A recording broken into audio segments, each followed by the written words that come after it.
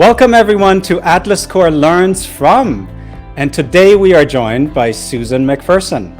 Susan is the founder and CEO of McPherson Strategies. She brings a quarter of a decade of experience in marketing, PR, communications, corporate responsibility, and she is also the author of this wonderful book, The Lost Art of Connecting. And what better person to talk to about talent and potential and how to identify it to someone who Adam Grant calls a serial connector. Welcome, Susan. I'm really glad you're here, and I have a few questions for you. John, I am thrilled to be here, and congratulations to you on all the wonderful things coming out of Atlas Corp. Never ever ceases to amaze, and you're fairly new in your role, but you've already hit the ground running, and it's a joy to be here with you. Thank you. I appreciate it. You know, when we met actually in person during your book talk, I got so curious about someone who is such a connector and who has a track record of promoting talent all over the place, especially female leaders. So I'm really curious to ask you, what's the secret sauce? What do you see when you see a person and you identify and you get that feeling, I have to hire that person, I have to help that person?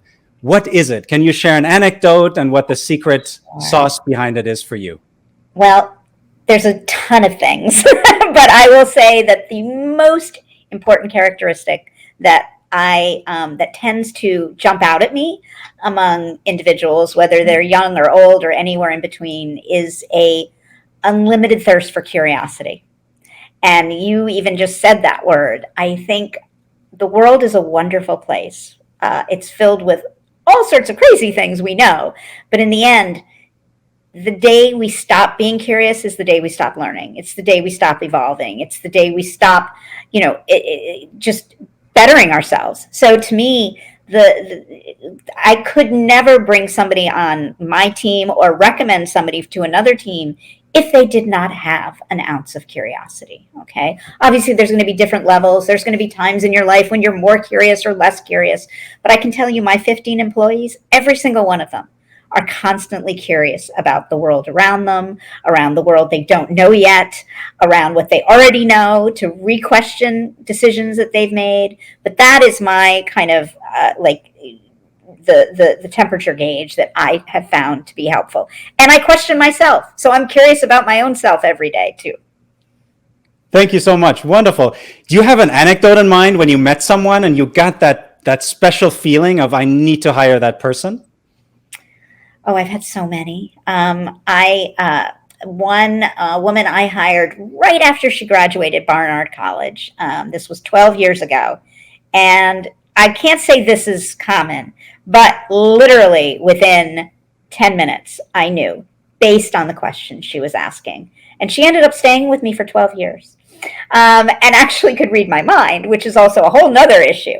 But the point being is, not that doesn't happen every time. I mean, that was a complete sense of magic.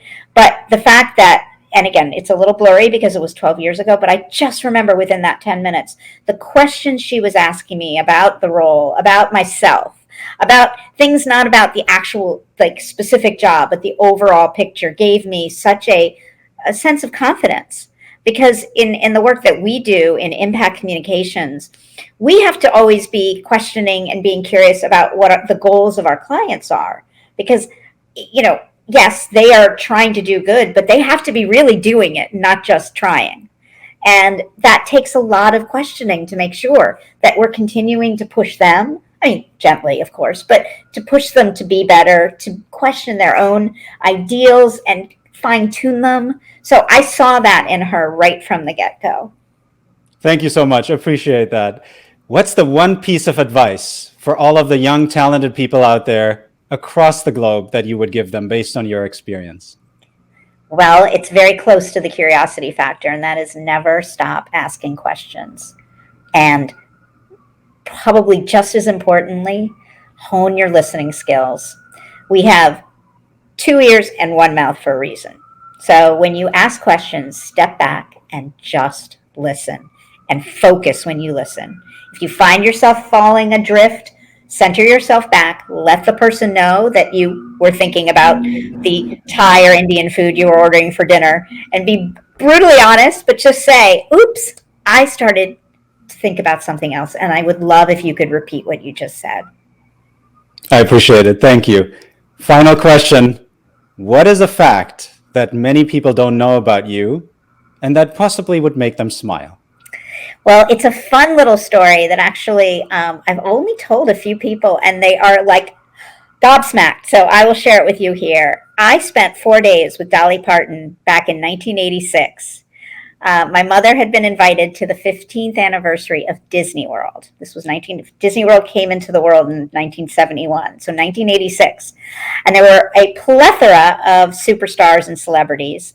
My mom worked for public television, hence why she got the invitation. And my dad couldn't join her for the 4 day celebration because he was teaching and I was in grad school. So she said, "Hey, you want to come?"